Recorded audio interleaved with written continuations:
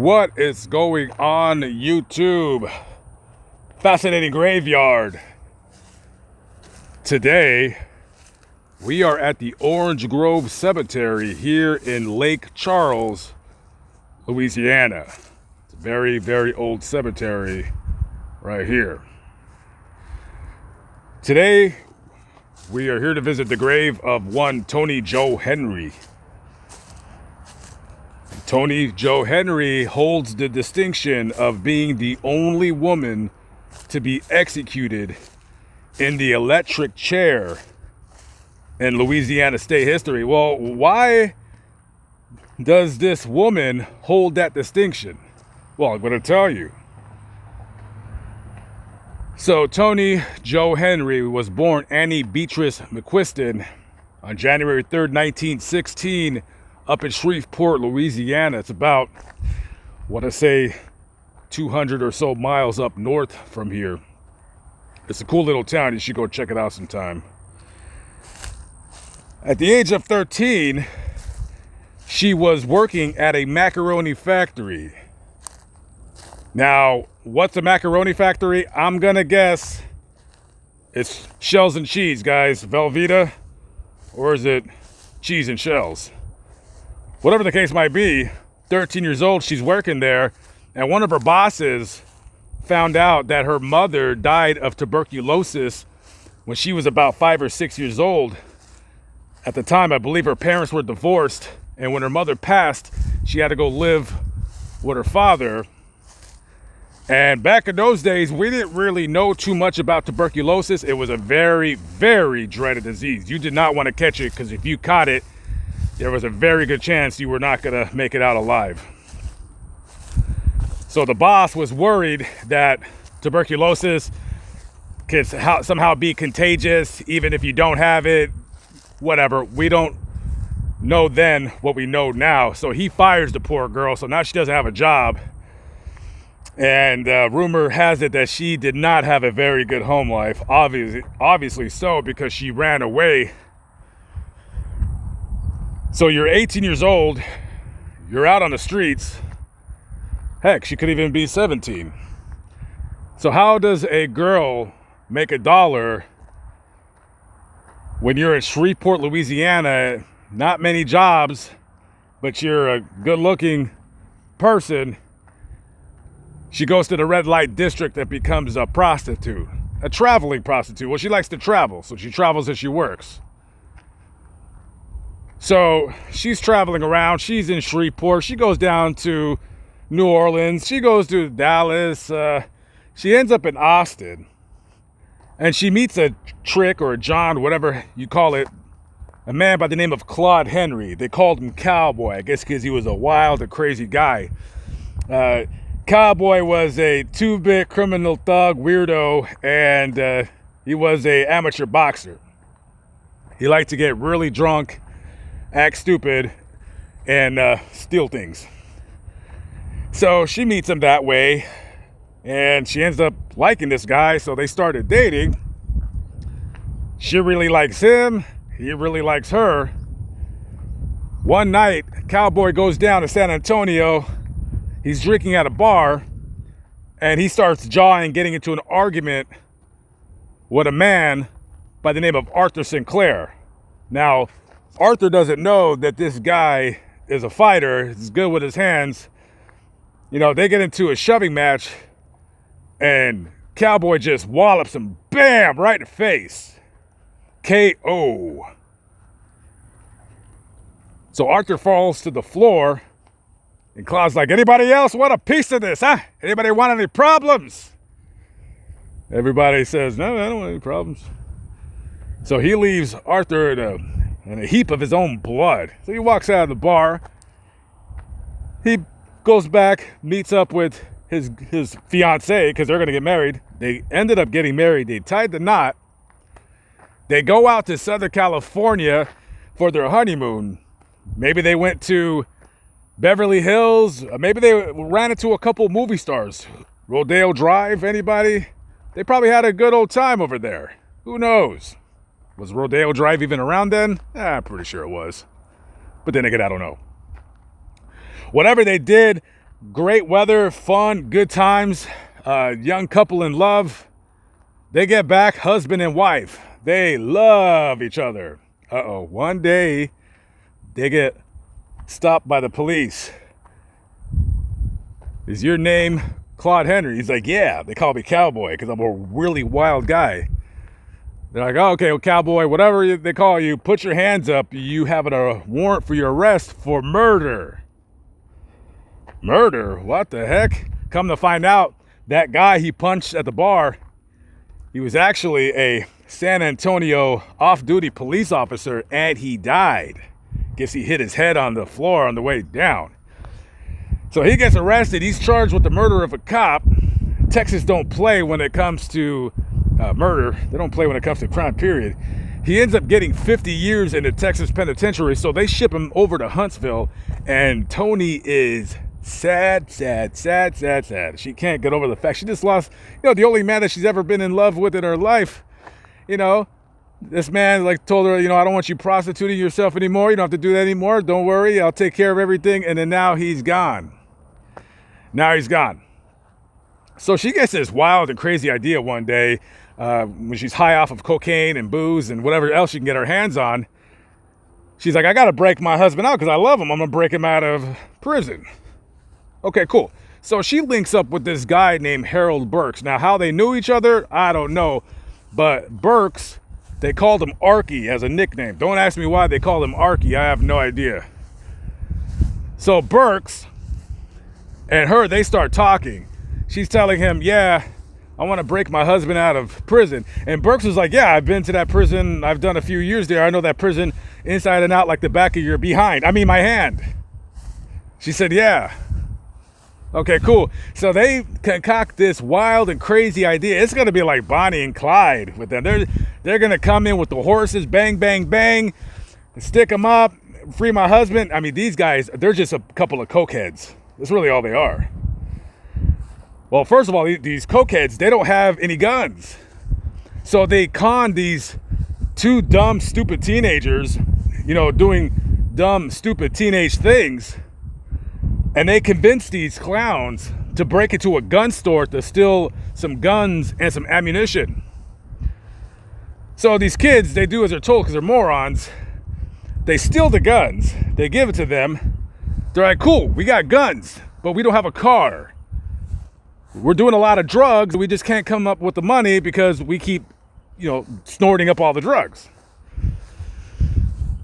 So they need to get a car. So one day they're walking and thumbs up, they start hitchhiking. Like I've shown you, she's a good looking woman. So a man by the name of Joseph Calloway, he happened to be cruising by. So they're like, hey, yeah, I need a ride. And he's like, yeah, baby, hop in. And then Burks comes out of the shadows. He's like, oh, is this your husband? I thought it was just you.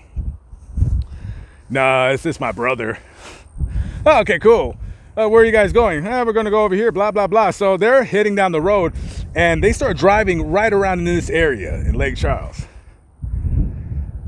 And then Burks pulls out his .32 caliber revolver that he got from those idiot kids that stole at that gun store.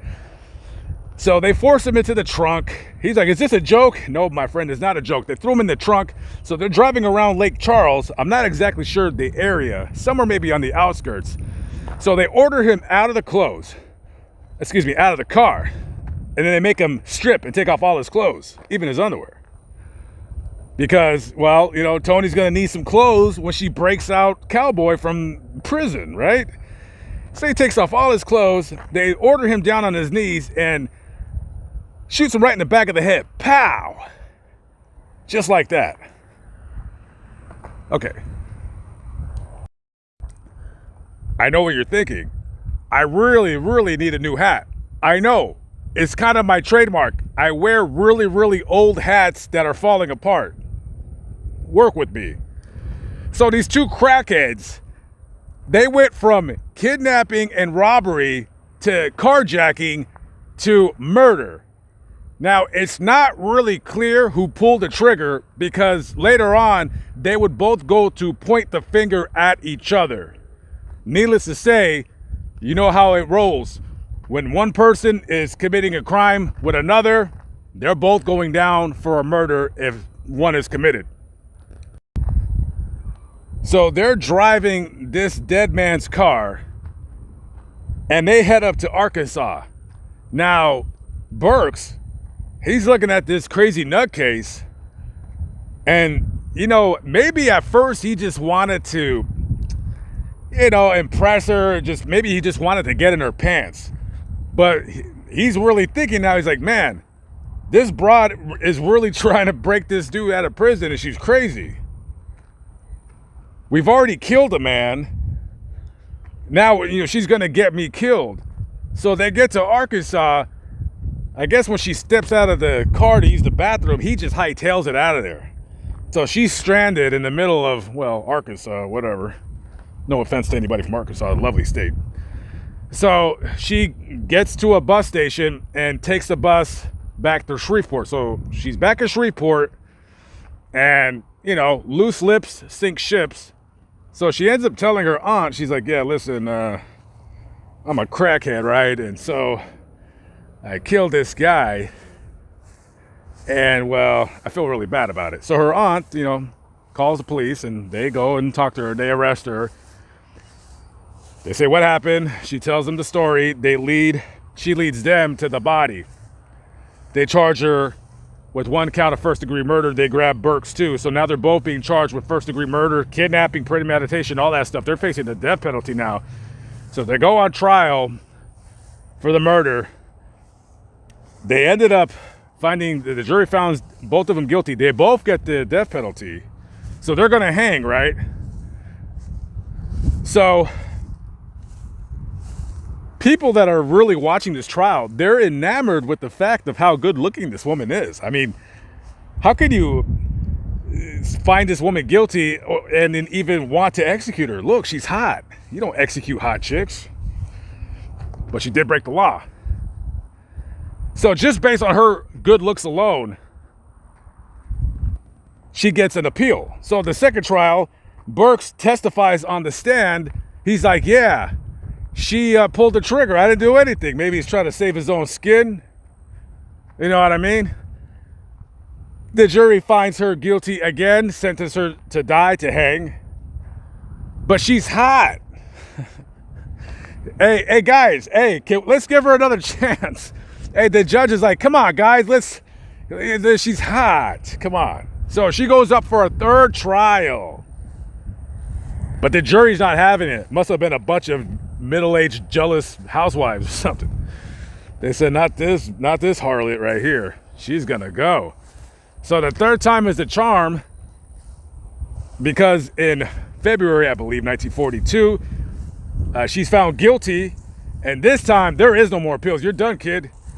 And this time you're not gonna hang. We got this cool traveling electric chair. They have this electric chair that they take around the Louisiana area. I don't think they used it in Mississippi because they had their own traveling electric chair.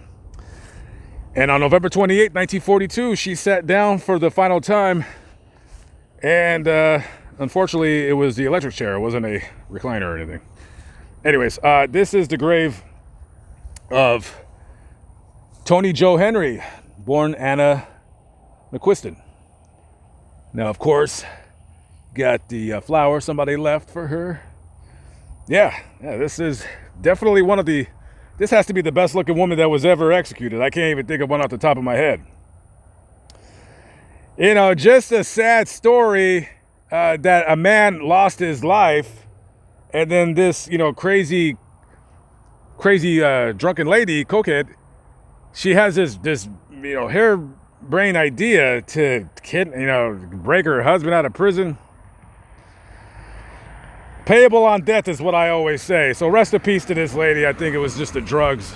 And who knows who actually pulled the trigger? I guess we'll never really know it, except either Burks or this lady right here. So 4 days before she's set to get executed, let's not forget, remember Cowboy, her husband, he's in prison and he's getting desperate. He wants to see his wife before she ends up here, 6 feet under.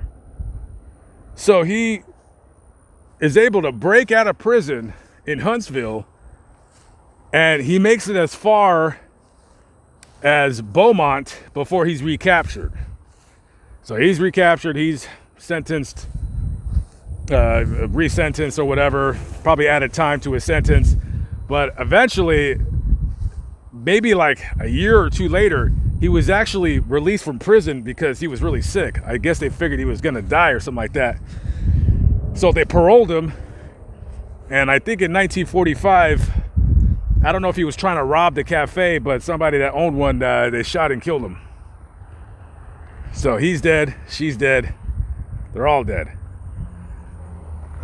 So if you ever want to come to the cemetery to go visit one of the hottest women to ever get executed, you come over to Orange Grove. But the story doesn't end here. We got another place to go stop by before we end this vlog.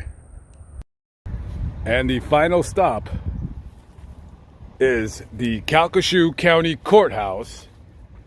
We're only but a couple miles away from the gravesite, and this is the exact location where Tony Joe Henry sat in the portable electric chair and went on to the great beyond.